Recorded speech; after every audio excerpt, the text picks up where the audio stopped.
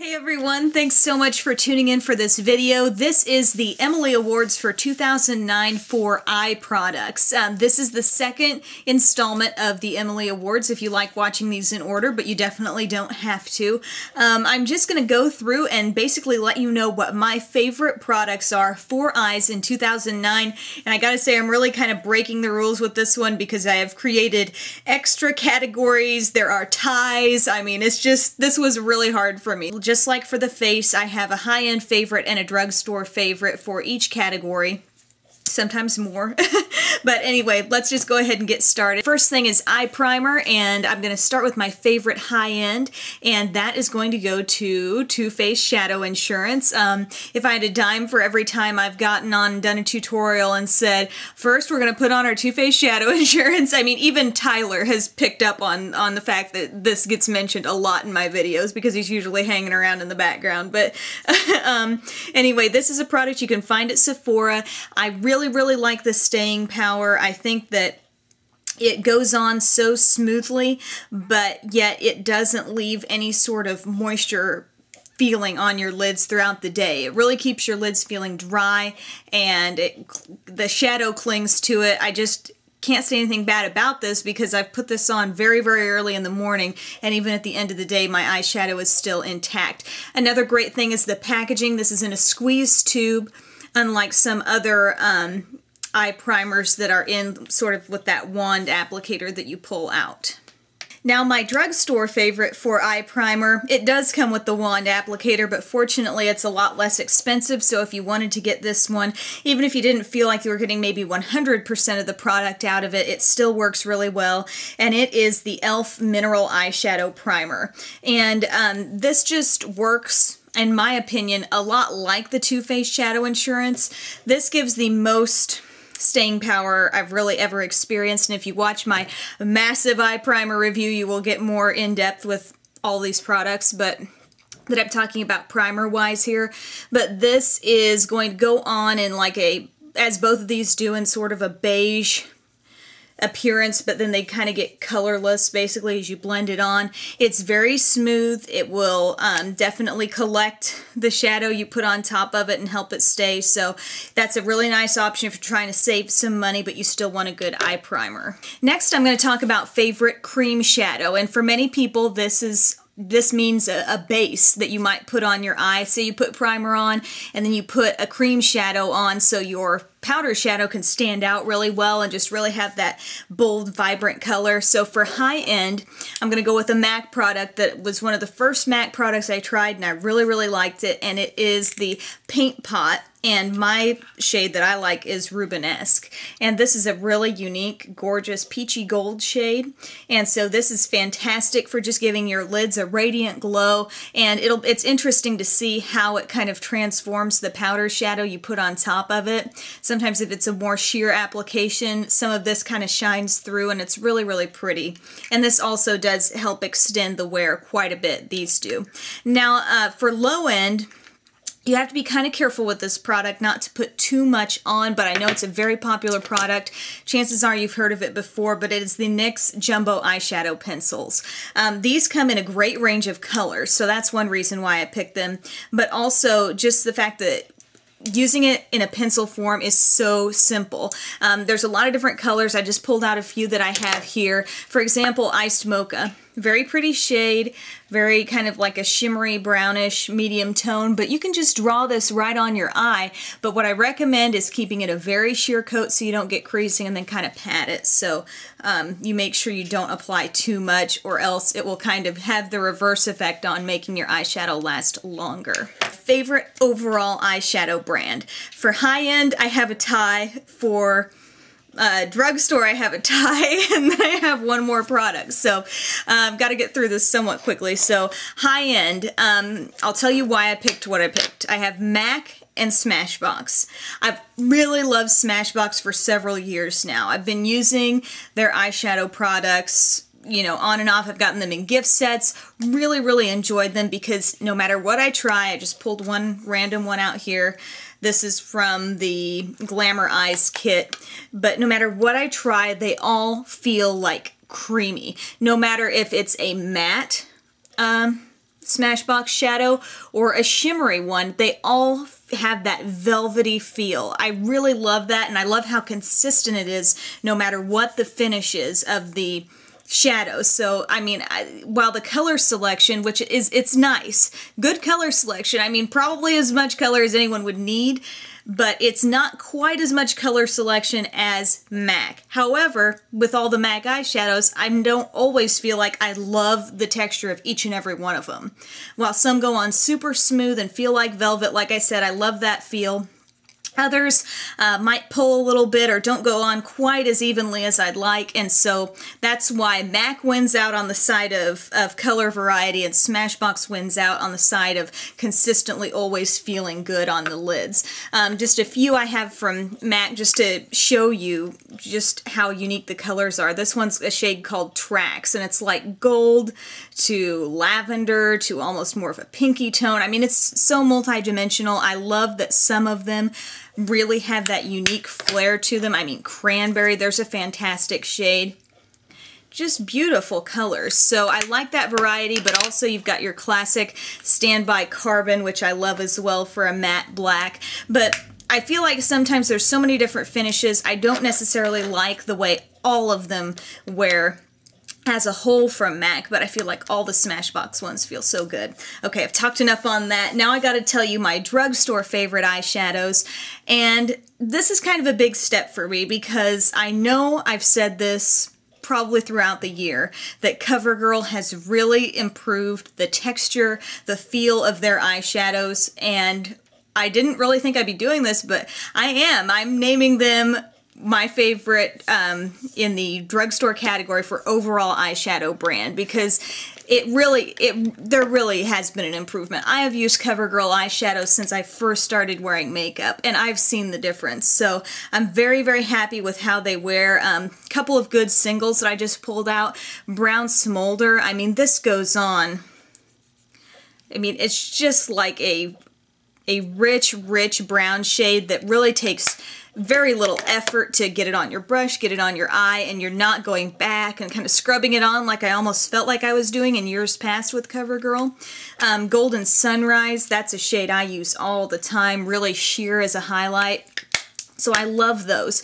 And then I've got to tie this. It's tied. Again, Smashbox and MAC were tied, and I've got to give a tie with CoverGirl.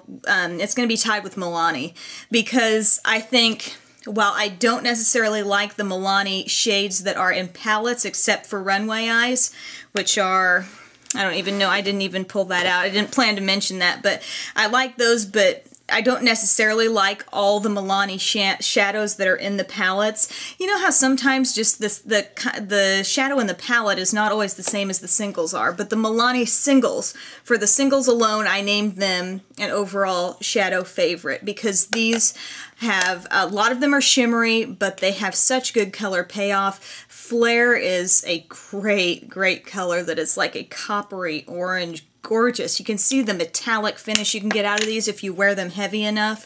And I mean, just nice color selection. I wish these were more readily available to people in their drugstores, but fortunately you can find them on cherryculture.com.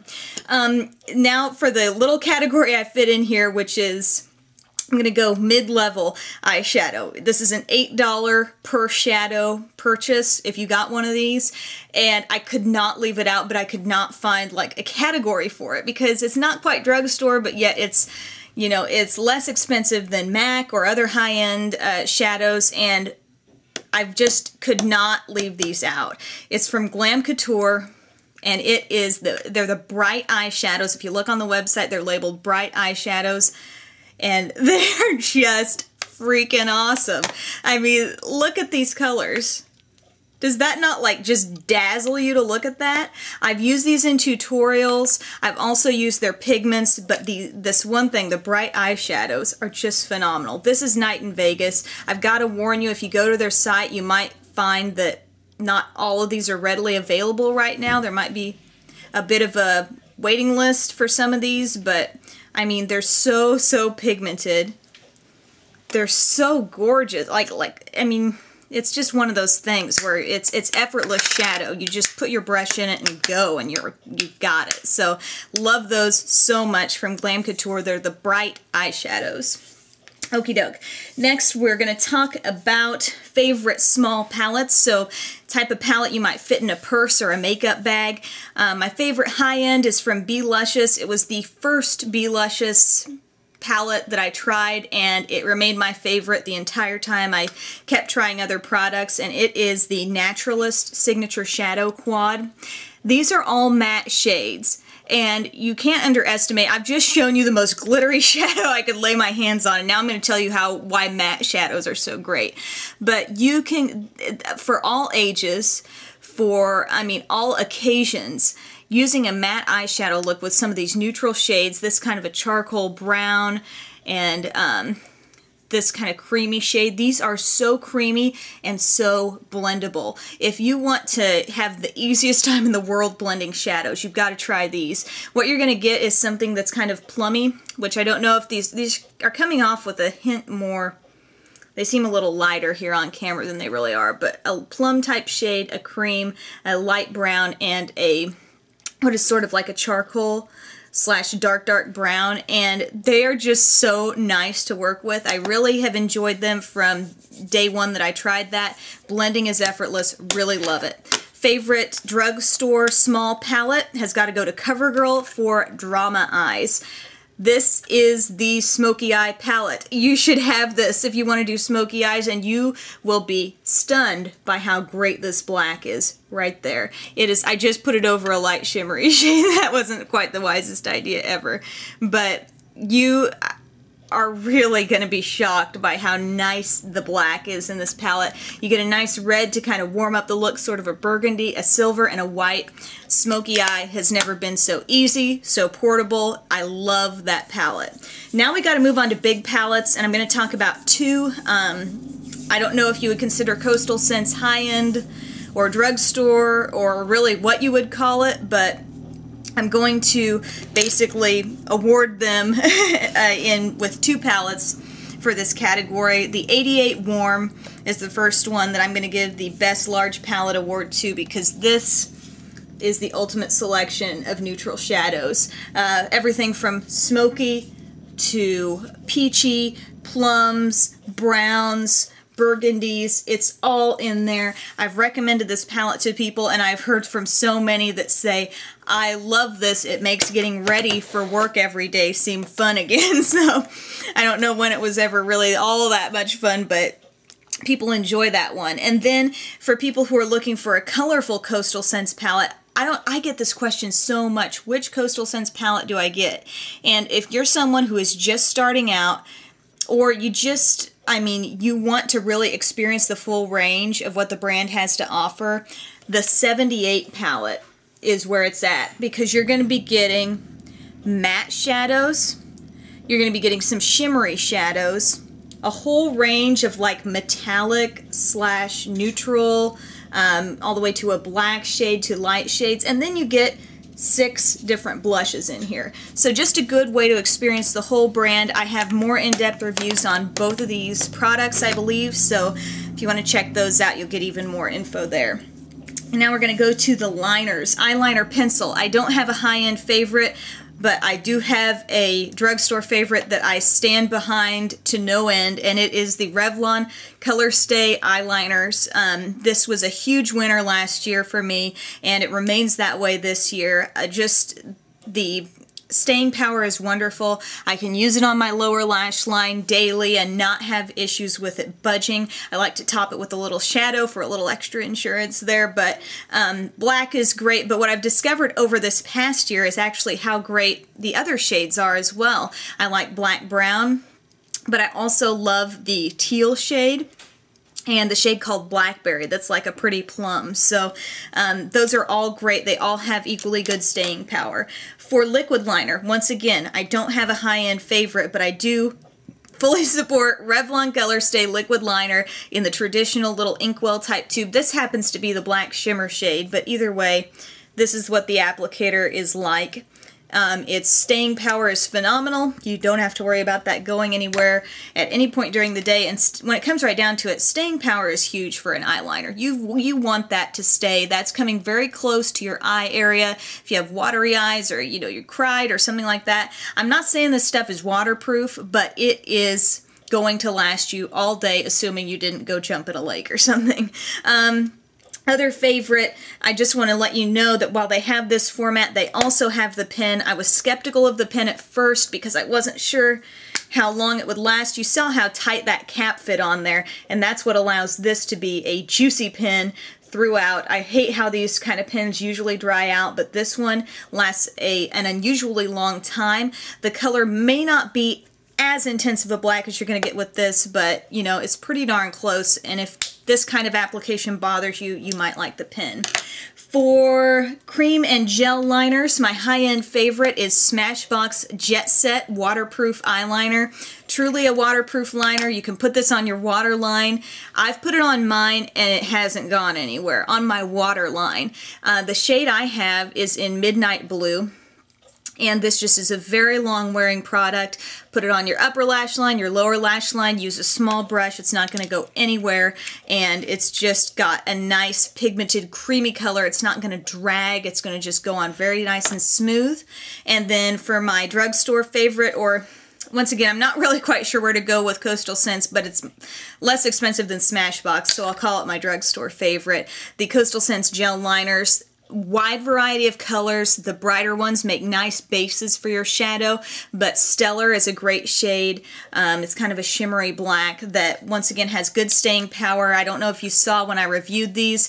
Drew it on my hand, rubbed like crazy, didn't go anywhere. Once you give that a short drying period, it will not go anywhere. Now, mascara. I feel like I'm flying here, but I feel like this video is getting so long. Mascara, I've got a high-end favorite, which if you read my blog regularly, you know I love the Ultimate Lash Experience from Bee Luscious. Kind of a different looking tube here. Reasons why I like this. The brush is tapered at the tip, so you're going to get right in there to your inner lashes, and it's going to seem easier than the gigantic brushes that are not quite so tapered. The formula is a little bit drier, meaning it's going to build better. It's not going to necessarily, with a brush like this, it's a traditional brush mascara, and it's got a lot of little bristles in there, but it's not going to make you look like, okay, I've only got 5 lashes when I should have, you know, 3 or 4 times that many eyelashes showing up. So the drier formula kind of allows it to highlight each lash. It's a great brush. It's a great mascara. It's really the whole package. I didn't really have experience with this flaking on me or anything like that, so very, very good product there that Bee Luscious put out. And then for my for my low-end favorites, I felt the need to mention one that was a rubber brush mascara because that is getting so popular for so many people, and one that is a traditional. I really thought L'Oreal Hip was going to take it for me again this year until I got, I don't know, about halfway through last year, and then I realized that the Almay One Coat Nourishing Mascara had to win. I held on to this container just for this moment when I knew I would feature it in the Emily Awards because it's old. I shouldn't be using this anymore, but I held on to the container just so I could show it. You can see the brush has longer bristles on one end, short on the other, a dry formula mascara that's not going to be so wet that it, again, makes your lashes just team up and, you know, go their own direction. This really separates, works very well, and keeps them feeling not so hard and brittle, but they still have that kind of soft feel to this. So the One Coat Nourishing Mascara Triple Effect, it's like lengthening, curls, and volumizing. I think that's what the claims are. And then the other one, which has grown on me throughout the year, Covergirl Lashblast, for a drugstore winner. The brush is big. It's a rubber brush mascara. I liked it the longer I used it because the formula got a little more dry, but it really does separate, number one. And number two, this does not smudge. I have not had smudging or flaking issues whatsoever with the Lash Blast, and if you want more volume than this gives you, if you put this on first, make this the first step mascara, and then use something else like a L'Oreal Voluminous or something else that's more like just your traditional brush and build on top, you're really going to get big lashes. Anyway, I'm dropping stuff. That's all. That's all I got for the eyes. I hope you enjoyed this video, guys. I'm sorry it feels like I'm talking forever, but I hope the information is useful to you, and keep tuning in for more of the 2009 Emily Awards. Bye, guys.